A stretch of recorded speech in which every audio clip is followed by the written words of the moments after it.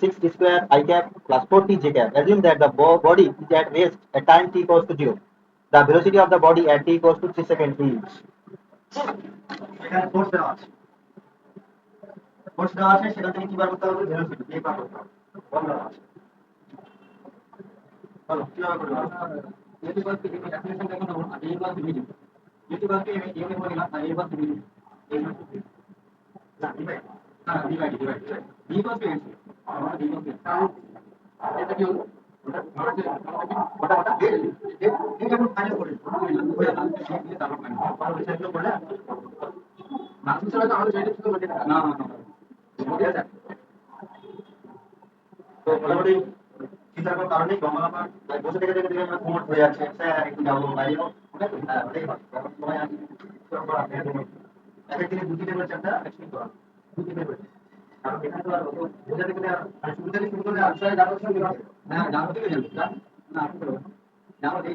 না বলো কি করতে হবে কি কি আমি বারে বারে বাংলা লোকে জানতে তাই না বলো আমি বলে আসছি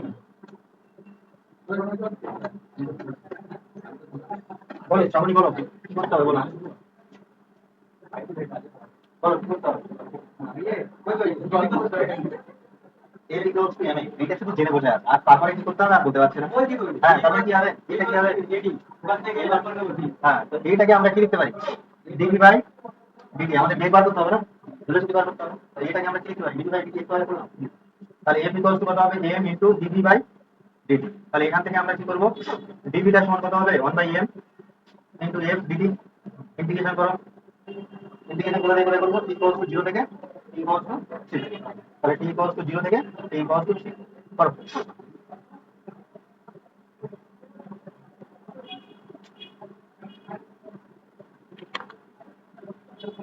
করো ইন্টিগ্রেশন করো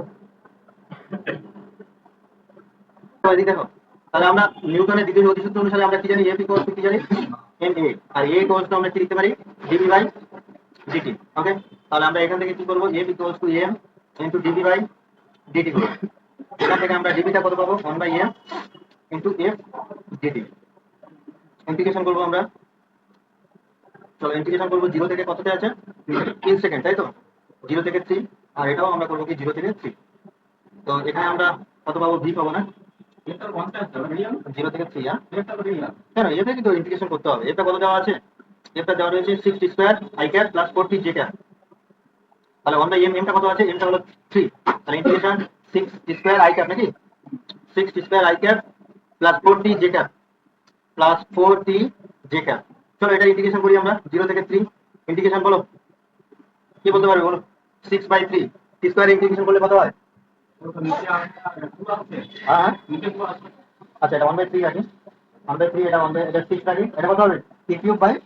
3 হবে t কিউব বাই 3 এটাকে i ক্যাপ দিয়ে দাও আর এটা হয়ে যাবে কত 4 ইনটু t স্কয়ার বাই 2 তাহলে এটা কত হবে 0 থেকে 3 এবার মান কত এটা আমরা কত পাবো 0 থেকে 3 এর মধ্যে আমরা কি পাবো এটা অ্যাকচুয়ালি আমরা v পাবো হ্যাঁ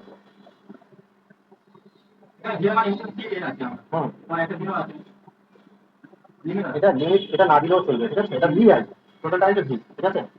তাহলে আলটিমেটলি আমরা কি পাবো এখান থেকে পাবো 2t cube i cap plus 2t square 0 থেকে 3 প্রথমে কোন মানটা বসাতে হয় প্রথমে কোন মানটা বসাতে হয় বলো তো উপরের মানটা প্রথমে বসাতে হয় এটা প্রথমে বসাতে হয় তাহলে এখানে হবে 1/3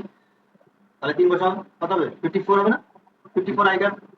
3 3 9 আর 3 9 27 আর 27 2 কত 54 আর এটা কত হবে 18 স্কয়ার এটা ঠিক ও সরি 18 জে ক্যাপ আর 0 হলে তো সব 0ই হয়ে যাবে নাকি তাহলে আর লিখে লাভ নেই 0 হলো আমার জেটা মাত্রা আছে ও এটা জে ক্যাপ ছিল এবার 3 দিয়ে ভাগ করে দাও তাহলে কত হবে 18 I cap plus 6 J cap তো এটাই হবে তোমার বেগ আর এটাই কি আছে বেগটা তোমার এটাই কি আছে দেখো তো কোন অপশনটা হচ্ছে হ্যাঁ বি